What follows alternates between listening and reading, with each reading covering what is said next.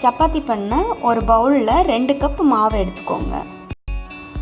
அதில் தேவையான அளவு உப்பு ஆட் பண்ணிவிட்டு 1 டேபிள் ஸ்பூன் ஆயிலும் சேர்த்துக்கோங்க.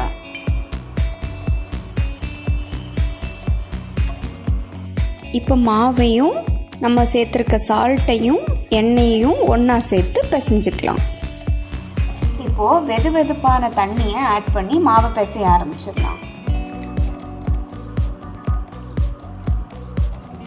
சுடு தண்ணி போட்டு பிசைஞ்சால் சப்பாத்தி ரொம்ப சாஃப்டாக வரும்.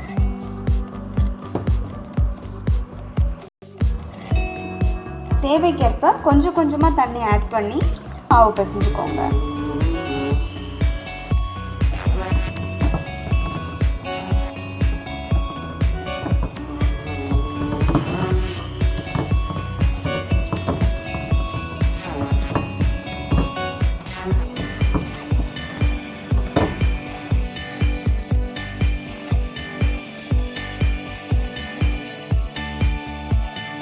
சப்பாத்திக்கு மாவு ரெடி ஆயிடுச்சு. 10 நிமிஷம் பொறுத்து சப்பாத்தி பண்ண ஆரம்பிச்சிடலாம்.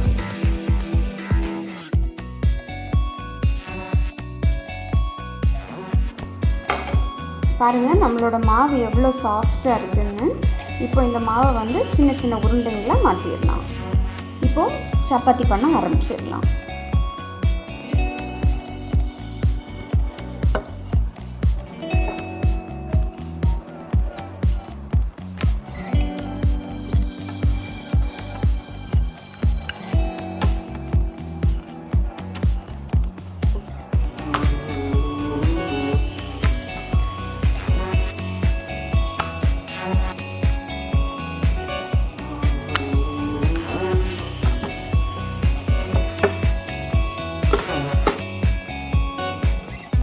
தோசைக்கல் நல்ல சூடானதும் செஞ்சு வச்சுருக்க சப்பாத்தியை கல்லில் போட்டுக்கலாம்.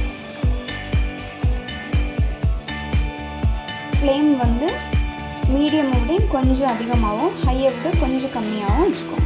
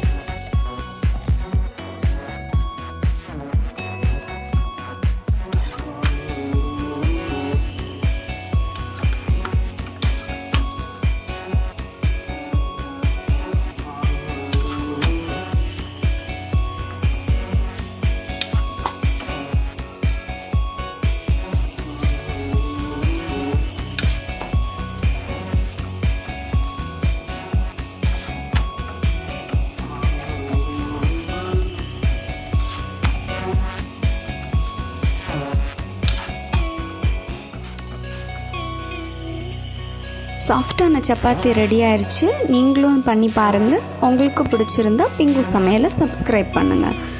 பாய்.